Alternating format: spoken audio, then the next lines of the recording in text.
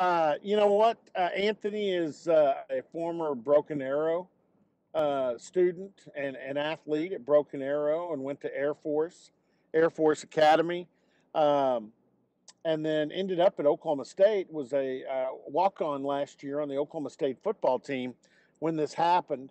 And Anthony, before we get to that, tell folks how you're doing now. Tell folks what you're up to, what you're doing. Because when I called you yesterday, and John Talley, who's a good friend of the program, gave me your number. Um, but man, when you answered the phone, you answered the phone like one of the happiest people in the world. It lifted my day. So tell folks how you're doing and what's up in your life right now. Man, I mean, kind of referring back to what you were saying, I mean, if I could sum up my life in one word, it would be a miracle.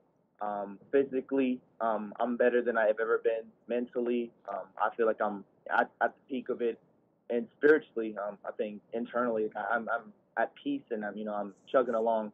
Kind of after all this happened, I created a clothing brand company called Tulsa Made, that is bringing representation for athletes like me from the Tulsa area, a sense of hope. So ever since that kind of happened, during the summer, that's kind of what I've been doing. I'm currently back home right now in Tulsa, just spending some time with family before I head back up there to Stillwater.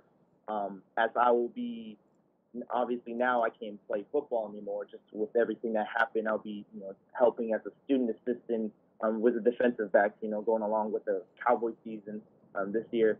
And so, I'll be reporting back up there to Stillwater, kind of get that ball rolling. But yeah, that's a little bit of some. Been working with John Talley. He got a little farm out there, so go out there sometimes. A couple of days a week when I'm in Stillwater, just help him out there.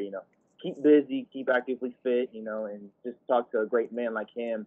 That represents the community of Stillwater in Oklahoma very well. So. Well, and Saul Talley, I got to get a word in for Saul because Saul heard the show yesterday and said, "You got to get this guy on." And like I said, when I Yeah. talked to you and you answered the phone, it's like there's something special about this guy. But before we get back to what happened last year, after you finished up at Broken Arrow, kind of give me the trek you made to get to Oklahoma State. Yes, sir. So, on signing day, so my senior year when I was at Broken Arrow, I accepted to, go play at the United States Air Force Academy, and I signed on signing day. I took the trek, obviously. So if you go to, any of the service academies, you have to go through 6 weeks of basic, and that's kind of like just the introduction that every future cadet, whether you're at West Point, at the Naval Academy or at the Air Force Academy, you have to go through that. And usually that report's kind of around the same time that any typical Division I football athlete would go, which is around mid-June. So I went through that, following after I graduated, leaving home all the way to Colorado Springs. I went through the 6 weeks of basic training, but prior to going, I was a little uneasy, just for many reasons. But as I said, went through the 6 weeks of basic training, I knew in my heart of hearts, I knew I couldn't be at the Air Force Academy and know that I can give my all. And for me, I know something that my mom, just coming from a single parent home, something that she always taught me is always do what you love, Anthony. And you should always feel at peace of, what you do. And so I had to make that decision. I was like, I'm going to have to leave. I don't think this is for me. So, after it was around August of it was 2018, I ended up parting ways with the Air Force Academy. I had to talk to, many people, high officials, asking, why you want to leave? Is it something I fear? Is it something we did? I was like, no, sir, no, ma'am. This is something that is just not for me. And so I remember taking the one-way flight home from Denver all the way back to Tulsa, Oklahoma on that August 3rd night. And I really didn't know. I didn't have a plan. I didn't really know what was going to happen. And I reached out to my, all the offers. I had about 14 offers coming out of high school in the various I had Division I, Division II, NAIAs, JUCOs, and I try to reach out back to all those coaches. All of them telling me, "Hey, too late. Sorry, you won't be able to come play football. You either go to a junior college, or you're gonna have to come out to walk on." I mean, these are schools that they said, "Hey, we're gonna give you everything we need, all this now. Sorry, we can't give it to you." So I was in a dilemma. I really didn't at this point. I didn't have any support from my family at all. Just with some internal issues, and so I was doing at 18 years old. I was trying to figure out my path. And so luckily I reached out to my high school track coach, Scott Wilkinson, great guy, and one of the best coaches I've ever had. I reached out to him and said, hey, I kind of explained the situation. Within 48 hours, he had a phone call for me. He's like, hey, I found your school. It's close. It's Division I, but it's track. And so it was actually Joe Dow from Oral Roberts University. They were interested in me due to NCAA rules. I wasn't able to talk with him person to person, just after everything was kind of going on, that everything's changing. So I ended up accepting. So my freshman year, I spent at Oral Roberts University, based out of Tulsa, Oklahoma, and I ran track. And so, it was open arms, and I think everything that, the whole university and the staff and even the coaches, Joe Dow, and, all the staff that he has, everything they did. But as the season went along, my second race in, I suffered a near career-ending injury when I almost ruptured my Achilles. The MRI say I was within tears, a couple, tears from tearing my Achilles, and would have, blown on my Achilles, and I would have been out for at least a year, 2 years. Would I ever be able to run again normally? They didn't know. But that kind of altered my way. As my freshman year came to the end, I only ended up racing 3 times in a whole season of 6 months. And so it's kind of playing in correlation to, a football season. It's like, playing in one game in the middle of the season, and that's it. That's the only thing you had to prove. And, I was trying to earn my stripes at a time, and I had nothing much to show except for my hard work and just trying to get better and get healed. And so I ended up having to part ways just because of financial situations and just kind of like the scenario that was at Oral Roberts. I had to part ways May of last year, and back to the back to the trenches. Didn't know really where I was gonna go. I started reaching out to schools I've talked to, all this and that, and so one of my close friends, Landon Wolf. If you're an Oklahoma State football fan, you know who Landon Wolf is. Me and him, we've worked out for, since high school. Him and Aaron Richards. We have this trainer, Dwight Dobbins. He's based out of Tulsa. There used to be a pack of those few boys that come on every Monday night. They take that drive, and I always wondered, they're driving at 7 o'clock at night, but Landon was one of those boys that used to come and work out with us, on those Monday nights during high school. So we made a connection and everything. So he was like, hey man, let's look at, hey, what I need to do in order to get to OSU. And so, he started telling me, hey, you should probably do this, hey, you should probably reach out to this coach. And so I talked with Coach Gross and all this and that. And he was like, yeah, you ever play football, this and that? Come to a tryout. We would just kind of want to see what you do. We like you. We would like what you see, but let's just come. I think I ran 140-yard dash, and they're like, yep, we're taking you. I don't even know what the time was, but just based off of that speed that I had. It was a couple weeks before this school season, this school year, this past year. They're like, yeah, we're taking him. And so somehow that how I ended up at Oklahoma State University, which it's been a blessing. I mean, it's been, if you would have told me this, as a junior or senior in high school, when I signed the Air Force, you would be at Oklahoma State University, I thought you were lying. Because at the time, I don't know, coming from a house that didn't really, like OU, OSU, I was a kid. It sounds crazy to say this still, but I wanted to go to Tulsa. I wanted to stay close to home, but I was like, I don't want to, I don't want to deal with the hype. Yeah. I want to go to somewhere like Tulsa. So to end up somewhere at OSU, I was like, I picked a side. But, it's been one of the best decisions I think I've ever made. All right, now let's go to that day. And I was at practice, saw the entire thing. I'm guessing a lot of it you had to be told, but do you remember how you were feeling or what was going on when you collapsed? Honestly, it was just another regular Tuesday. We had Coach Glass getting us in the weight room at 6 o'clock in the morning, and it was just another day. Went to my 2 classes. Went go get some lunch, and I was at practice. It was just a regular day for me. I didn't feel anything different. From what I was told, or from what I remember, we were the first 2 periods of practice, or our long practices, it's just kind of like individual. Let's get warmed up. We're about to start. And then we go into team practice, and then you get in the heat of things, and it's bedlam with, so the juices are high, everyone's focused in, it doesn't matter who you are, whether you're YouTuber or you're someone like me, everyone is dialed in. And so, back to what you're saying, I felt perfectly fine. I don't think there was nothing that could have prepared me for this. It's crazy. You talk about curveballs in life. this truly was a curveball. Well, I know this. I've never seen that look that I saw on Coach Gundy's face. The players, and he got the players out of the Sherman Smith onto the field next. So, because I don't think you wanted to, I don't think you wanted the players, your teammates, to see. I mean, because at that point, I'll be honest. I'm saying prayers in my head, and I'm wondering, am I going to see something I hoped I'd never see on a football field, and that is somebody die.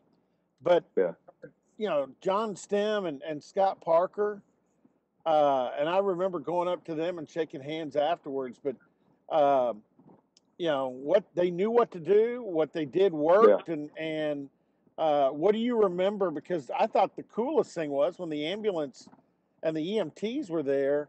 They put you on the gurney, and you actually were propped up, and they opened the doors so the players could see you before they took you to the ambulance. And I'm like, wow, that's like I said, that's the one miracle I've seen on a football field. But what were you thinking when you came to and you're sitting there in the gurney? So but first I'm gonna thank I think I'm really blessed that the Oklahoma State, all the athletic training staff, they knew. I mean, they were attentive, and from what I was told, they were within 10 feet behind me whenever this happened, and so it was like a blink of an eye. 1 second I'm on a knee, I'm on the sideline, I'm asking one of the trainers for some water, and then the next second I feel the bouncing. And when I tell you, it felt like a movie or a video game. I mean, or a dream. It really felt like something out of a dream. Like, I remember bumping, and I remember hearing the ambulance doors open, and bumping, and I open my eyes, and I'm like, I'm in a dream. And I remember closing my eyes. I moved my toes and my fingers as my eyes were closed, and I said this prayer. I said, God, I said, if this is a dream, I said, please allow me to wake up. I opened my eyes, and I looked down, and I have my cleats on. I'm like really confused. I'm like, wow, this is a really detailed dream. Like, I have my pads on and everything, and I have 6 or 7, EST guys looking at me, and they're like, he's alive. And I'm like, I was like, all right. Like, I closed my eyes again. I'm like, okay, I'm in a dream. Like, do I feel fine? Yes. Am I moving? Yes. I'm like, my extremities are fine. I'm like, and I remember asking him, I was like, what seems to happen? I remember asking one of the guys. He's like, what happened? Oh, it seems like you passed out. We had to bring you back to life. And in my head, I'm like, to life? I was like, what did I do? And I looked, my shirt was all open. My practice shirt, like, it was just wide open. Obviously where he put the, they started performing CPR, and they put the AED. But I was like, whoa! Like, I was so confused. And was my chest hurting? No. Was anything hurting? No. Like, it was the weirdest thing ever. But I was so confused in that moment. Back to that question you asked, I was so confused because, like, it felt like something out of a movie. It was insane. Well, and again, you've had to give up your football career, but your prognosis. I know you said you were at the doctor the other day. Your prognosis is good. Yes. For life. Yes, and it's been a medical miracle from the second I got to the Stillwater Medical Center, and they were checking. They're like, okay, do you feel fine? They started running levels, and I ended up that same day ended up getting transported to the Oklahoma Heart Institution in Tulsa, Oklahoma, where I spent the next 5 days. I mean, all leading up to Bedlam. That Bedlam night on Saturday, I was in the hospital, including Thanksgiving, test after test, probably sleeping 3 to 5 hours every single day. They're trying. I'm the 19-year-old guinea pig. What happened to this kid? What caused this kid to collapse? Because the reports say that I had no oxygen flowing in me. I was, for between 5 to 8 minutes, I had no pulse.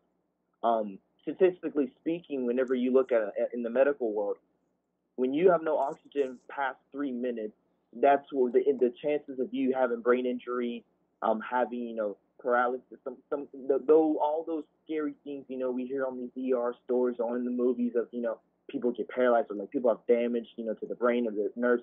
This is what starts happening. But for me to be able to go 5 to 8 minutes and there's nothing, that let alone was a miracle. Me being able to get on the gurney and be up and like I'm talking like nothing happened, that was a miracle. And going back to the test, all they ended up finding was a heart arrhythmia at the time, which even after I ended up having to have surgery to place an IED, which is an internal defibrillator, they ended up having to test it. I come out of the surgery and my heart beats perfectly fine.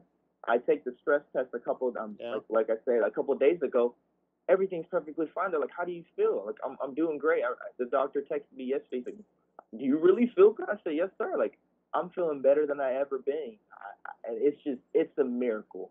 And it's only been a testimony not only to myself, but only to my teammates and coaches and Coach Gundy on how how something so bad turns out to be so good.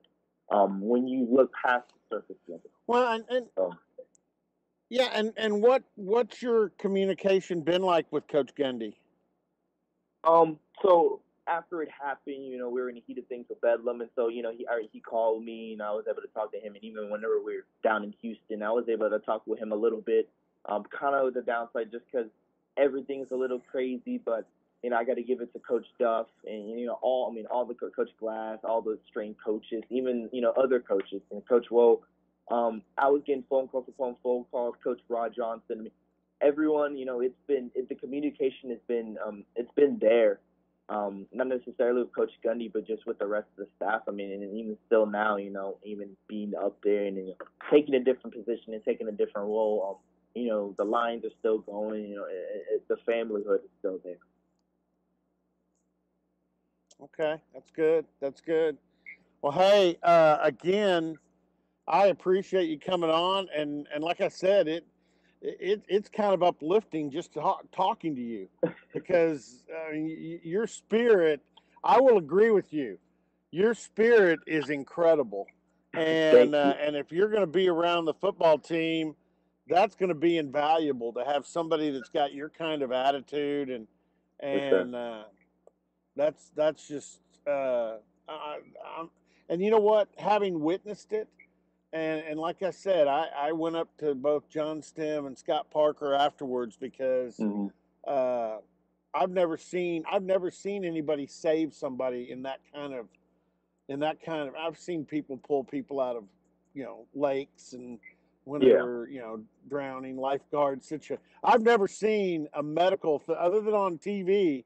I'd never seen that, and that was amazing to see. And thankfully, they knew what to do, and thankfully, you reacted to what they were doing the way you did, and so it's great to have you here. Great to talk to you, and I appreciate you coming on.